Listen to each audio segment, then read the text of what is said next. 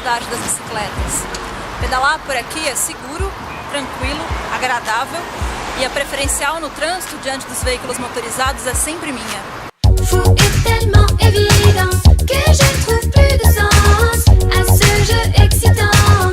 Si bon mais si lassant, tu aimes me manipuler et j'aime en faire autant.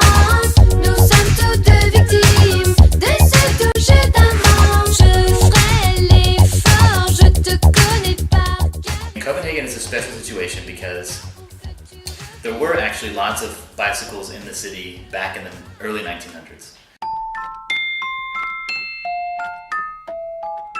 And then in the 50s came the cars. And you can look at pictures of Copenhagen in the 50s, 60s, and 70s, and there were no bicycles on the road. So for 30 years they disappeared.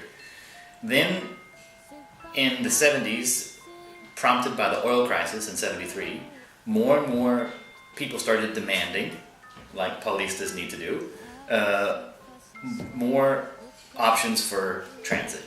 There were big demonstrations from the citizens, not from city planners or architects or politicians, but simply from the citizens. And the people living in the central parts of Copenhagen say, hey, you have to stop this focus on the car, you are erasing a bike culture that's good for the city, that's the way we Copenhageners want to move around in the city. You should build on it instead of erase it. So once a week we met and stopped all the streets and demanded better conditions for bicycles to make the politicians know that there was a popular demand for better conditions.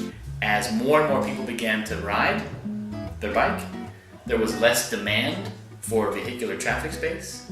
So when you gave space to bicycles, it may have been a little bit more congested perhaps for a short period of time, but then more people started to ride, and then the vehicular traffic started to move freely again. If you imagine just a third or half of the people on bicycles, if they were in a car on the street, then nobody in the cars would get anywhere. And most people you see on the bicycle, they have money enough to go out and buy a car if they want to. But just now it makes a lot more sense to go on a bicycle because it's the easiest and fastest way to go from A to B.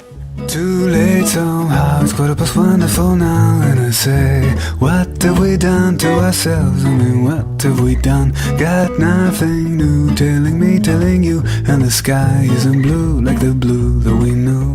Em uma equação com fatores como turismo, tempo de deslocamento, necessidade de investimento em infraestrutura e saúde pública, chegou-se à conclusão de que a cada quilômetro percorrido por uma bicicleta, a cidade ganha 1,22 cronos, enquanto que a cada quilômetro percorrido por um carro, a cidade perde 79 centavos de crono.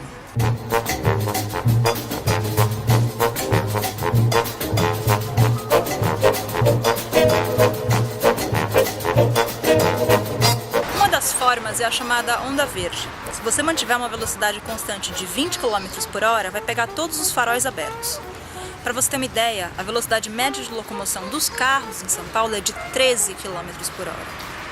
É mais devagar que uma galinha. Mas Copenhague é uma cidade pequena e o trânsito de São Paulo é infernal. E outra, pedalar em cidade grande é perigoso. Tá bom, tudo bem, eu concordo com tudo isso. Mas aqui em Copenhague eu descobri que nenhum desses argumentos é impedimento para colocar a bicicleta como meio de transporte em grandes cidades. Duvida?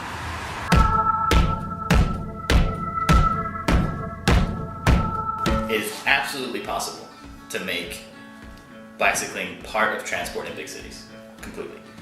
But the key is to think about how the bicycle becomes an integrated piece of the wider transport system.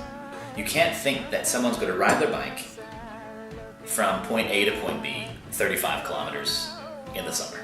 They're not going to do it. So it's about what elements of the journey can be taken by bike and making sure that those elements are convenient, safe, comfortable, etc. All the people that are on the road that are taking short trips, if they could take their bike just for that, a portion of their trip, then you eliminated some of the congestion for people that need to take longer trips. Maybe you bike 5 or 6 kilometers of your 30-kilometer journey, but that makes the congestion of the entire city much better. And maybe over time, like the case here is in Copenhagen, people take that 15, 18, 20-kilometer ride because there's a safe lane the entire way, and because, you know, it's part of exercise and a healthy lifestyle and everything like that. He never ever saw it coming at all. A lot of the motorists are also cyclists, so there's not this antagonistic relationship between one or the other. If you want not to look at bicycling as a fine extreme sport, I survived today, maybe I survive tomorrow. You need a good and safe infrastructure. Because it's very easy to make plans. It's very easy to make goals. The hard thing is to take the decisions that makes it possible to reach the goals. É economicamente viável e vantajoso. É possível, é bom para a saúde de quem pedala e da cidade. O que a gente está esperando mesmo?